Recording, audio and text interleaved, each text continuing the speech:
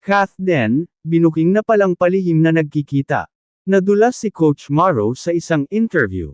Hindi na napigilan ang mga netizens sa kilig at excitement matapos madulas si Coach Morrow, personal fitness coach ni Catherine Bernardo, sa isang live interview kung saan tila na ibunyag niya ang sikreto ng Kath Den. Ayon sa fans na nanood ng interview, biglang nabanggit ni Coach Morrow na, madalas din daw dumaan si Alden sa gym, sabay ngiti at mabilis na pagpalit ng topic. Pero syempre, hindi ito nakaligtas sa matatalas na mata ng Kath Den supporters. Nagwo-workout sila minsan, sa nasabing interview, habang tinatanong si Coach Morrow kung sino sa mga artista ang pinakamasipag mag-workout, agad siyang sumagot. Mas mahigit, si Kath consistent talaga, minsan nandyan din si Alden, sabay sila, minsan lang, basta.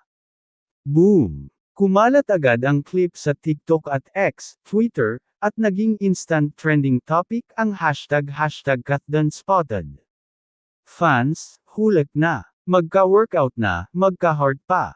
Maraming fans ang kinilig sa pagkakadulas ni Coach Morrow.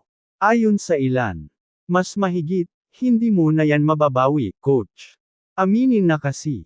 Gusto ko rin ng workout body gaya ng Kath Den. Kung di pa nadulas si coach, di pa namin malalaman na may something. Umalma ang management. Hanggang ngayon ay wala pang opisyal na pahayag mula sa kampo ni na Catherine at Alden. Pero ayon sa isang source, ayaw muna ng dalawa na i-public ang anumang namamagitan sa kanila dahil mas gusto nilang mag-focus muna sa bagong pelikula na nakatakdang ipalabas ngayong taon.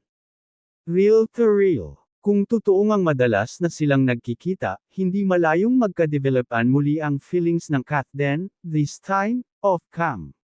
Matagal nang hinihintay ng fans ang second chance ng tambalang ito, at ngayon, mukhang unti-unti nang nabubuo ang matamis na pahina ng kanilang kwento.